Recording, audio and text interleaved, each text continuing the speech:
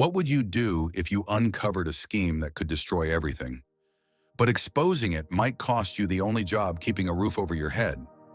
When Hannah Whitford stepped onto the sprawling Redmond estate for the first time, she thought she was just there to care for a quiet little boy. But within days, she found herself pulled into a dangerous undercurrent, a place where whispered deals could ruin fortunes overnight and smiles hid knives.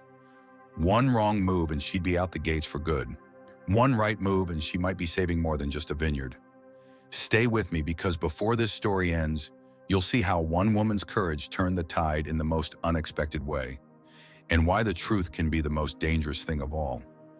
Hannah Whitford had never set foot in a place like this. The gravel driveway leading to the Redmond estate seemed to stretch for miles, framed by endless rows of grapevines glistening under the California sun. The grandeur of it all felt worlds away from her small hometown in Arkansas. She clutched her modest suitcase, wondering not for the first time why she'd agreed to this job. She had been hired to care for Oliver Redmond, the 8-year-old nephew of Charles Charlie Redmond, the powerful and famously private owner of Redmond Hills Vineyard in Sonoma Valley. The offer had been generous, but the tone of the interview over the phone had been anything but warm. Punctuality and discretion, Charlie had said sharply. Those are the only things I require.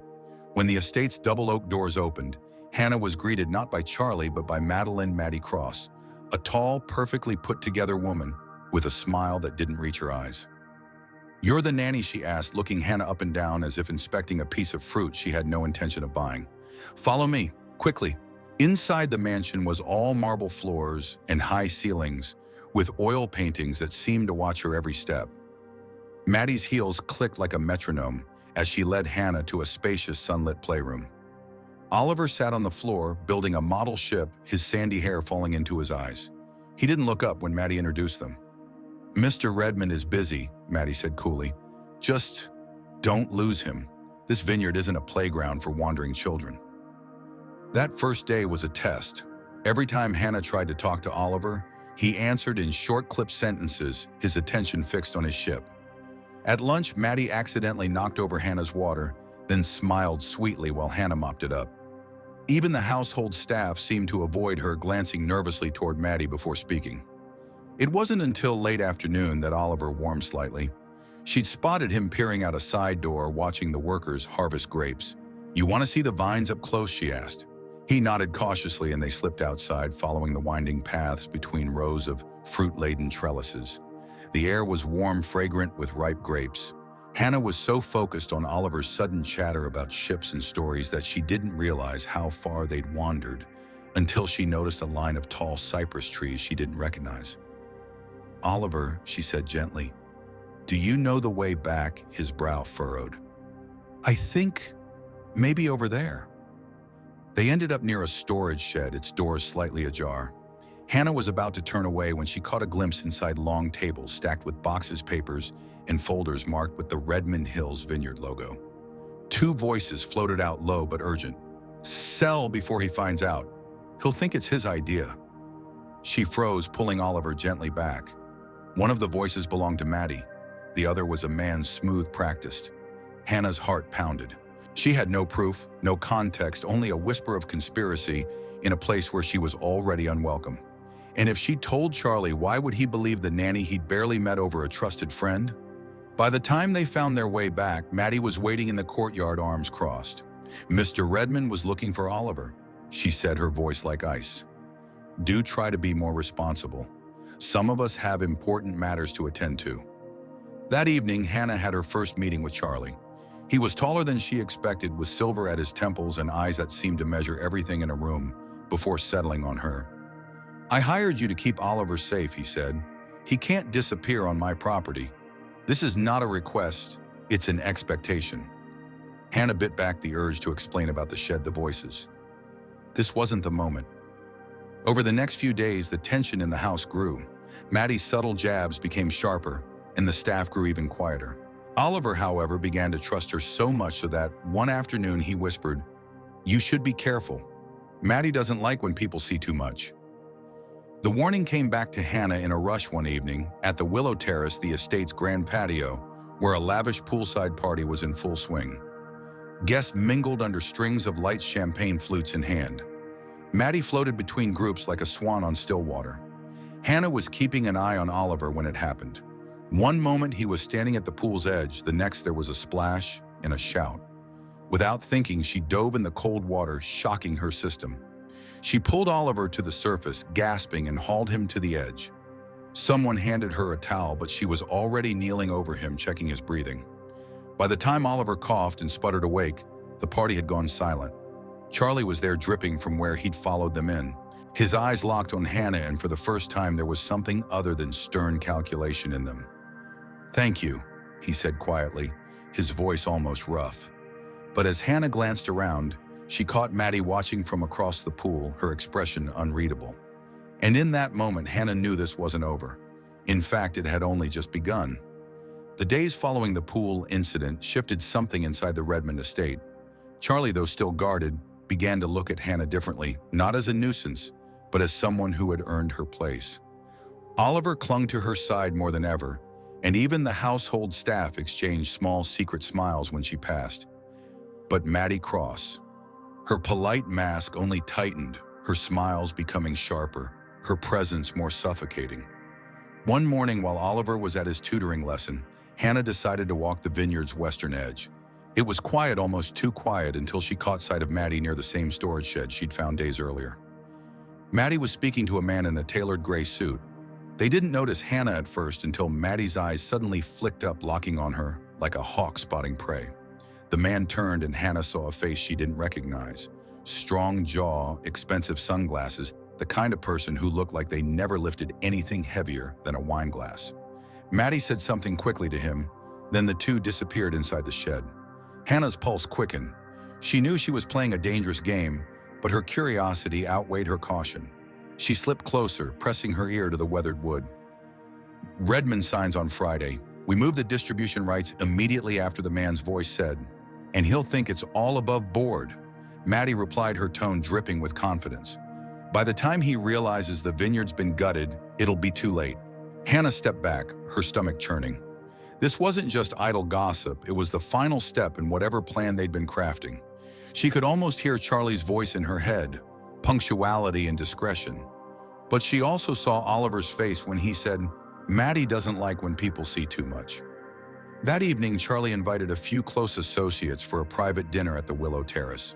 The sunset painted the vineyard in gold and amber, but beneath the beauty, Hannah felt a storm brewing. She served wine alongside the staff, moving between tables, listening.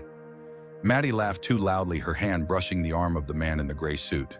Charlie remained oblivious, engrossed in a conversation about expansion plans.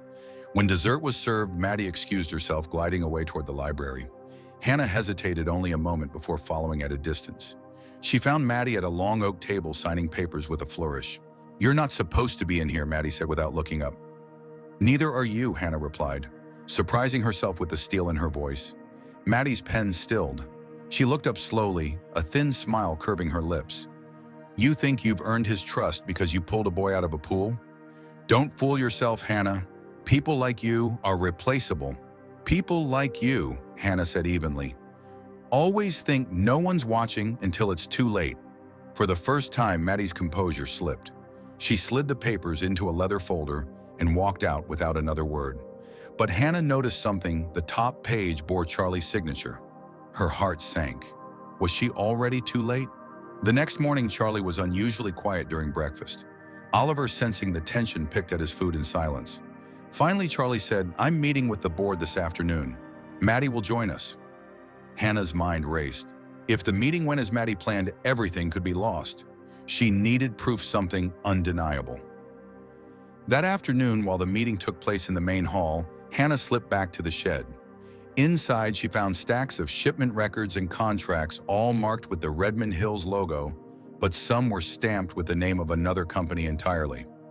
She snapped photos with her phone, her hands trembling. Suddenly, the door creaked.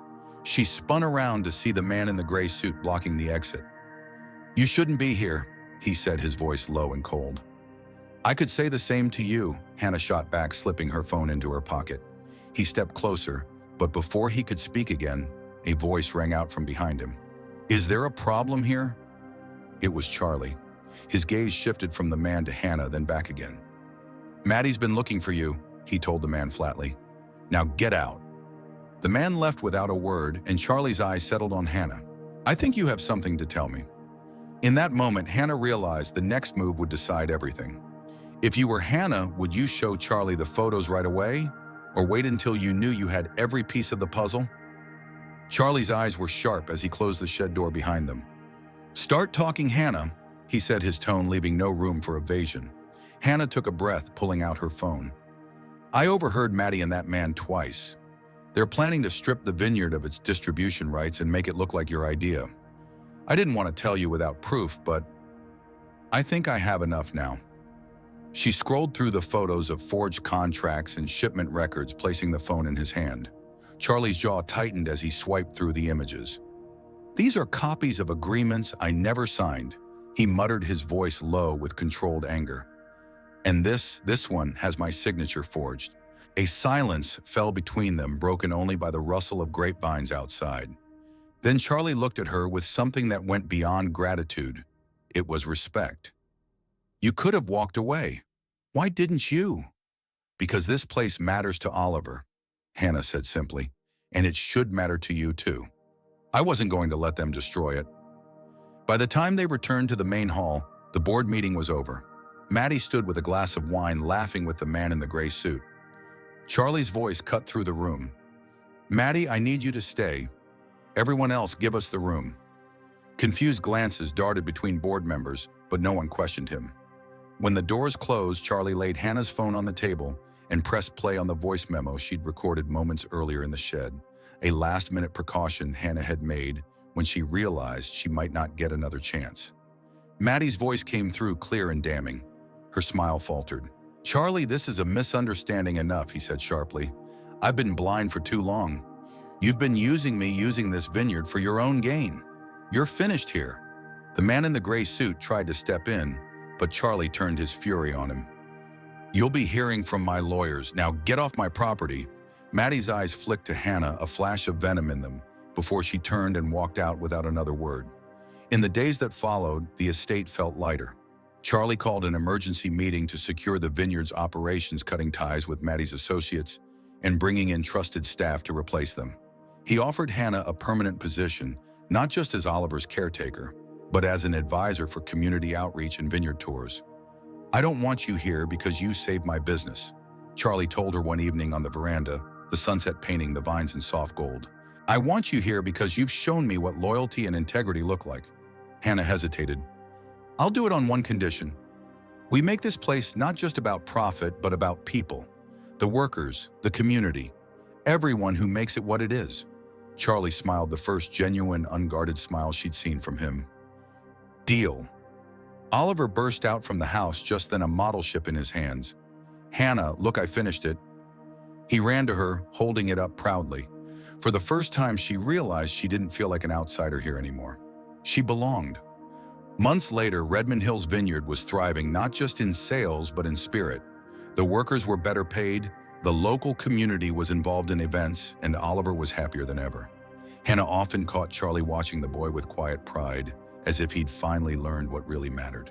One autumn evening, as the Harvest Festival filled the vineyard with music and laughter, Hannah stood with Charlie and Oliver under strings of glowing lights. She thought back to that first day, stepping nervously onto the estate, not knowing she was walking into a storm. And now the storm had passed, leaving something stronger, kinder, and more beautiful in its wake. Because sometimes doing the right thing doesn't just save a place, it saves the people who call it home. Thanks for watching. Sorry for the interruption, but we hope you will help us improve our content in the future. If you followed Hannah's journey to the end, I'd love to know, how did this story make you feel? Do you think Hannah was right to risk everything for the truth?